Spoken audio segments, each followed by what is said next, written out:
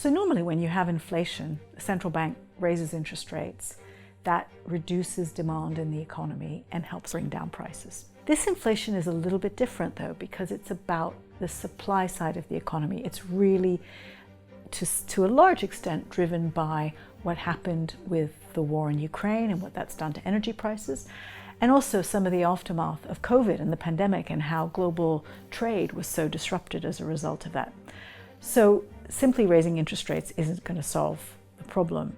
In addition to raising interest rates, we'll also have to see changes on the supply side. So for example, if the war in Ukraine ended, that would put much less pressure on energy prices.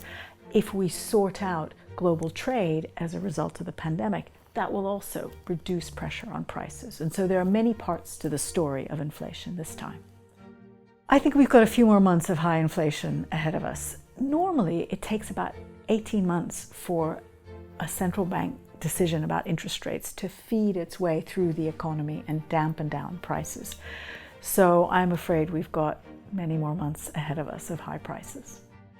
When you have high inflation, the most important thing that governments can do is to protect those who are most vulnerable, who are really struggling facing these high prices. That's the top priority. But the other thing, given that we face potentially a recession, is to think about what are the things that need to happen to get the economy to grow again. And those are things like encouraging investment in firms, investing in education and skills, investing in research and development for new ideas that will help the economy innovate and grow.